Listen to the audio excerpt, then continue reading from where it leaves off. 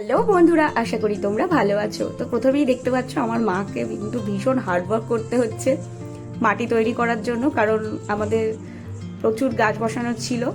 তাই জন্য দেখো আমরা একসাথে বেশ অনেকটাই মাটি তৈরি করে রাখছি। আর তারপরে দেখো বেশ কিছু ডালিয়া গাছ আমি কিনেছি।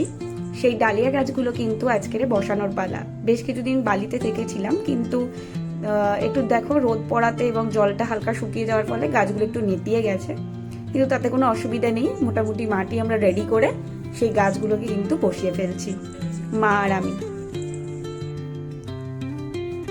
তো তোমরা দেখতেই পাচ্ছ এগুলো কিন্তু সব 6 ইঞ্চি পটে বসাচ্ছি।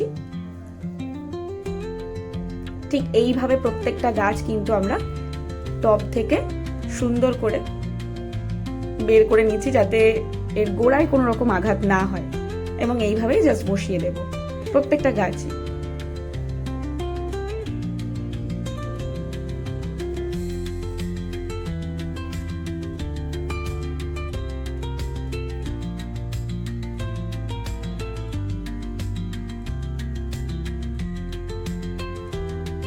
তো দেখো কয়েকদিন আগে আমি এই কাঠচাপা গাছটা কিনেছিলাম, মাটির অভাবে আমি বসাতে পারিনি।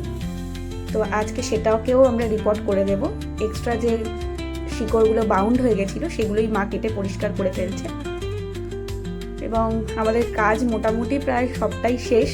দেখতেই পাচ্ছ মাটির পরিমাণটাও কিন্তু অনেকটা কমে গেছে। যে এক্সেসিভ মাটিটা ছিল সেটা আমরা গুছিয়ে রেখে দেবো। আর এই দেখো গাছগুলো আমরা বসিয়ে ফেলেছি প্রত্যেকটা, আর দিয়ে কিন্তু পুরো টোটালি রোদে রাখিনি, কারণ গাছে তাতে ক্ষতি হয়। তো মোটামুটি জল দিয়ে দিয়েছিলাম, আর তার কিছুদিন পরে গাছগুলোর এখন এই রকম অবস্থা হয়েছে, দেখতে পাচ্ছ।